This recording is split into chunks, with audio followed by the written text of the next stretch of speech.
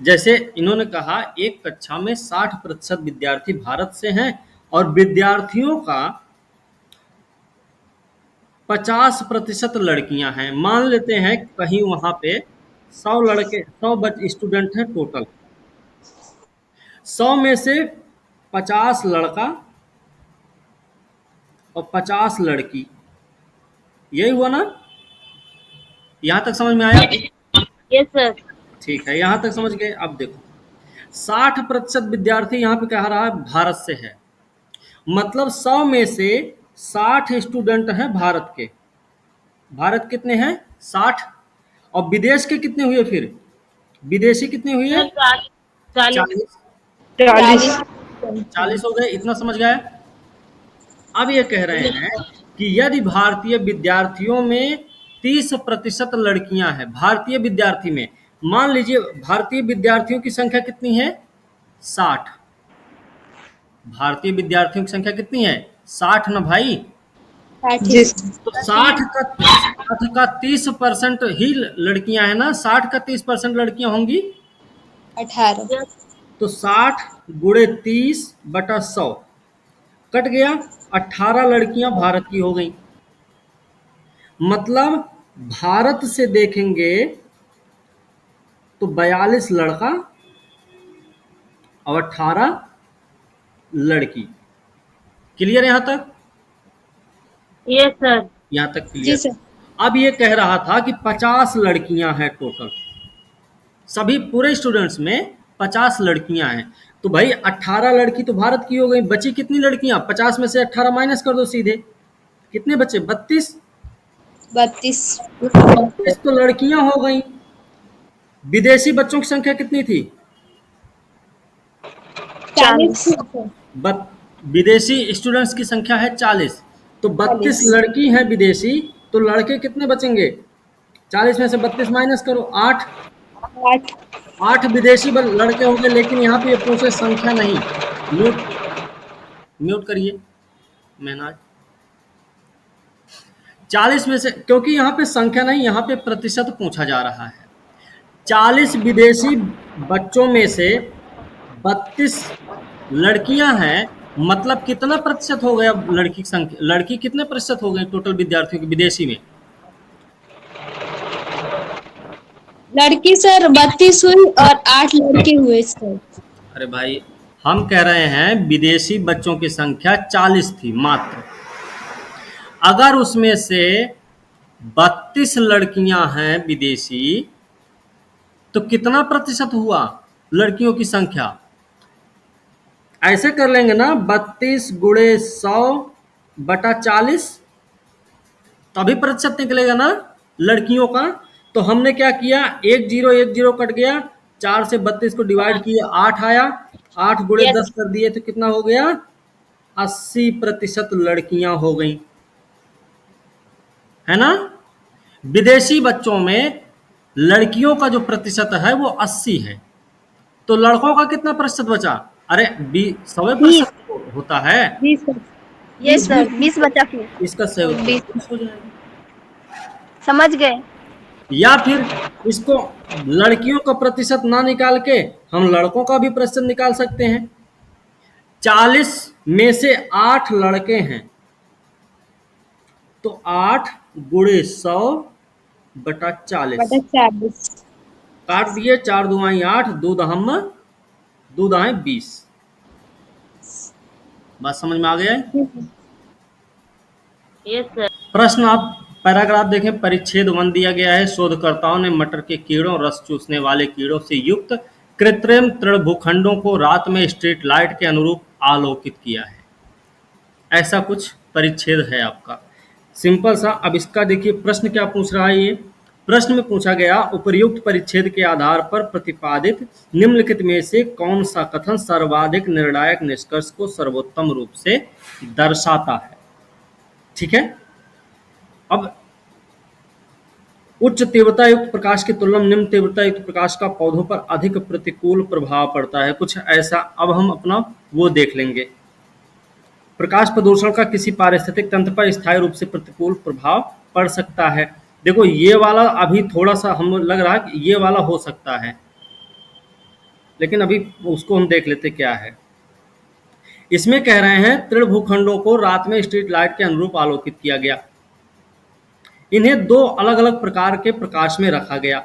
नवीनतर वाणिज्यिक एलईडी प्रकाश के सदृश श्वेत प्रकाश और सोडियम स्ट्रीट लैंप के सदृश एम्बर प्रकाश, दो प्रकाश में रखे गए, सफेद और एम्बर में। मटर कुल के जंगली पौधे जो कि तृणभूमि में मटर के कीड़ों के लिए खाद्य के स्रोत हैं, इन पौधों पर निम्न तीव्रता युक्त एम्बर प्रकाश डालने पर यह देखा गया कि इससे पुष्पन प्रेरित होने की बजाय बाधित हो रहे हैं। मतलब एम्बर प्रकाश का जब प्रभाव देखा गया तो हमें पता चला कि इसमें पुष्प पुष्प जो क्या बोलते फूल खिलने की जो तीव्रता है उसमें तीव्रता नहीं आई, फिलहाल वो बाधित हो गया, पुष्प के खिलने में बाध्यता उत्पन्न हो गई, ये देखा गया। सर फिर मतलब रुक गया ना बाध्यता मतलब। फिर कह रहे हैं प्रकाश के प्रभाव के अंतर्गत सीमित मात्रा में खाद्य उपलब्ध होने के कारण कीड़ों की संख्या में भी उल्लेखनीय कमी आई। सीमित मात्रा में खाद्य उपलब्ध होने के कारण कीड़ों की संख्या में भी कमी आई है। प्रकाश प्रभाव के अंतर्गत की बात हो रही है। यहाँ पे देखिए पहला स्टेटमेंट था उच्च तीव्रता युक्त प्रकाश की तुलना में निम्न तीव्रता युक्त प्रकाश का पौधों पर अधिक प्रतिकूल प्रभाव पड़ा है। कोई ऐसी बात पूरे पैराग्राफ में नहीं कही गई है आपके। अभी हमने पैराग्राफ देख लिया ना, तो पूरे पैराग्राफ में कोई ऐसी बात नहीं कही गई है, इसलिए पहला स्टेटमेंट आपका गलत है। ठीक है, पहला गलत हो गया।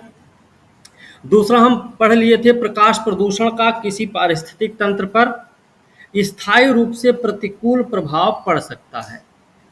तीसरा क्या कह रहा, पौधों के पुष्पन के लिए अन्य रंगों के प्रकाश की तुलना में श्वेत रंग का प्रकाश बेहतर है। देखिए इसमें दो ही प्रकार के प्रकाश की बात हुई है, तो अन्य रंगों की तुलना की बात नहीं कर सकते। यहाँ पर सिर्फ दो ही रंगों में की तुलना की जाएगी, एम्बर की और श्वेत की। और कहीं पर ऐसा नहीं बोला गया है कि श्वेत रंग का प्रकाश जो रहा है बेहतर रहा है, प्रकाश का जो प्रभाव रहा है वो बेहतर रहा है, ऐसा कहीं कोई बोला भी नहीं गया है। तो ये वाला स्टेटमेंट भी हम गलत ही रखेंगे क्योंकि ये सही नहीं है। इसके बारे में कोई कहीं पे बात भी नहीं की गई है, सिर्फ एक बात बताई गई थी यही कि श्वेत प्रकाश और एम्बर प्रकाश लगाए गए थे। इसके अलावा कहीं दूसरी जगह कुछ और बात नहीं हुई है। ठीक है, दो ही प्रकार के प्रकाश की बात की गई थी।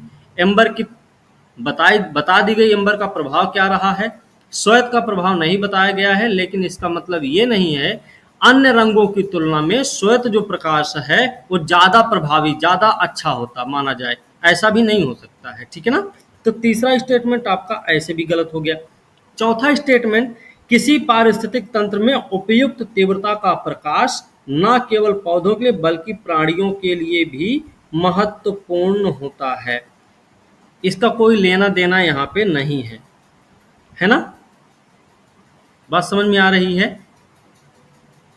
डी वाले का किसी पारिस्थितिक तंत्र में उपयुक्त तीव्रता का प्रकाश न केवल पौधों के लिए बल्कि प्राणियों के लिए भी महत्वपूर्ण होता है। उपयुक्त तीव्रता का प्रकाश की बात करें, इन पौधों पर निम्न तीव्रता एम्बर प्रकाश डालने पर देखा गया कि इससे पुष्पन प्रेरित होने की बजाय बाधित होता है, ये बता दिया गया था।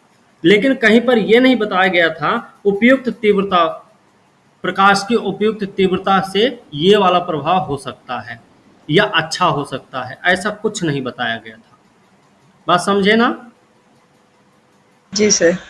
यस। तो डी वाला ऑप्शन भी आपका क्या हो गया भाई, गलत हो गया। तो रहा कौन सा, बी वाला ऑप्शन आपका रहा है। ठीक है, तो इसका सही उत्तर बी हो गया, प्रकाश प्रदूषण का किसी पारिस्थितिक तंत्र पर स्थायी रूप से प्रतिकूल प्रभाव पड़ता है। अब यहाँ पे दूसरा प्रश्न देखें, लॉजिक यही है कि जिस चीज की बात पैराग्राफ में नहीं की गई है उसके बारे में आपके स्टेटमेंट के रूप में अगर बात हो रही तो वो सही नहीं है। बात समझे ना? तो पैराग्राफ में जिसका जिक्र है उसी के बेस पे आपको चलना है। ठीक है, जबरदस्ती में कुछ भी अपनी तरफ से नहीं। बात समझे ना? जी सर। ध्यान रखना है। अगला प्रश्न आपका है, इसमें ये बोल रहे हैं सभी पुष्पकारी पौधों की जातियों में से लगभग 80% में परागण प्राणियों द्वारा होता है, जिसमें पक्षी और स्तनधारी प्राणी शामिल हैं, किंतु कीट मुख्य परागणकारी होते हैं। ये आपका ये है परिच्छेद। इसमें इन्होंने बोला है परिच्छेद के आधार पर पूर्व धारणाएं बनाई गई हैं। कौन सी पूर्व धारणा मान्य है? इसमें बोला गया परागणकारी प्राणियों की विविधता के बिना भारत के अनाज खाद्यान्न का संधारणीय उत्पादन संभव नहीं है, पहला स्टेटमेंट है। दूसरा कह रहा है उद्यान फसलों की एक धान्य कृषि कीटों के अस्तित्व के लिए बाधक है।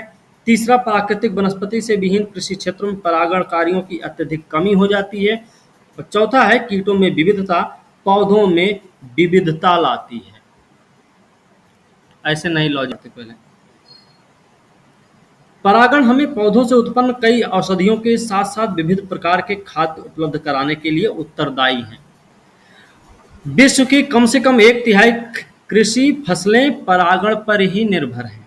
परागण के लिए मक्षिका सर्वाधिक प्रभावी वर्ग है। परागण के लिए मक्षिका सर्वाधिक प्रभावी वर्ग है और ये 400 से भी अधिक फसलों के लिए अत्यंत महत्वपूर्ण है। मक्षिका परागण एक ऐसी अनिवार्य व्यवस्था होती है जो पौधों और प्राणियों के बीच जटिल संबंधों का परिणाम है और इनमें से किसी की भी कमी या ह्रास होने से दोनों का अस्तित्व प्रभावित होता है।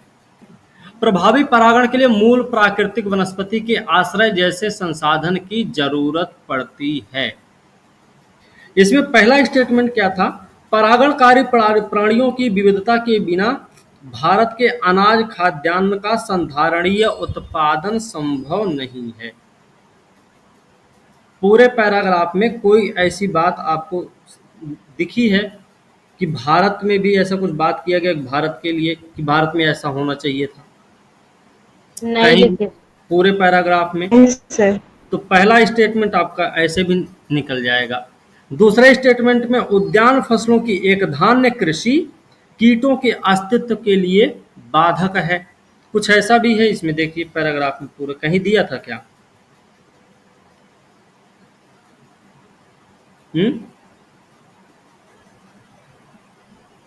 नहीं सर।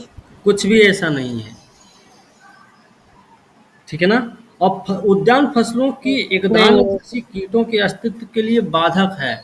स्टेटमेंट था वो इसलिए गलत है। उद्यान फसलों की एक धान्य कृषि कीटों के अस्तित्व के लिए बाधक। एक धान्य कृषि का मतलब कोई एकल एकल फसल हो, ठीक है। तो ये दूसरा स्टेटमेंट भी आपका क्या हुआ? गलत है।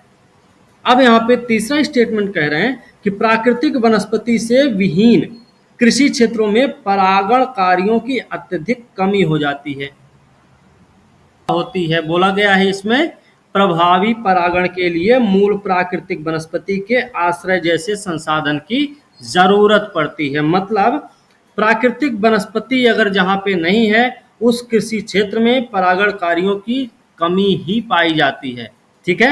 यहाँ पैराग्राफ में साफ साफ इन्होंने बोल दिया है प्राकृतिक वनस्पति के आश्रय की जरूरत पड़ती ही है, ठीक है ना, प्रभावी परागण के लिए। तो इन्होंने जब बोला है तो भाई तीसरा स्टेटमेंट आपका क्या हो जाएगा? सही। सही हो जाएगा। आपका पहला और दूसरा गलत था तो हम ऐसे भी कर सकते, पहला गलत, इसमें दूसरा गलत, तो ये भी खत्म। पहला दूसरा गलत, ये भी खत्म। बचा कौन सा? एक डी बचा ना, तो इसको हम सही कर सकते। चौथा। चौथा, कीटों में विविधता पौधों में विविधता लाती है, ठीक है वो पौधों में विविधता लाती है, ठीक है। किसी भी एक कीट के भरोसे आपके यहाँ पे पौधों को मतलब अच्छी तरीके से उत्पादन नहीं किया जा सकता। जैसे अभी हमने माहू के बारे में बताया। माहू माहू जानते होंगे ना? अब माहू, अब बाकी क्या बोलते हैं देसिया भाषा में, किसान वाली भाषा में माहू ही बोलते हैं, है ना। सरसों को उस पे लग जाते हैं, पीले पीले हरे हरे होते हैं। अब वो चिपक जाते हैं तो सरसों को फूल छोड़ो उनके फली को भी चूस जाते हैं, है ना। मक्खियां लग जाए समझो बीमारी फैल गई है।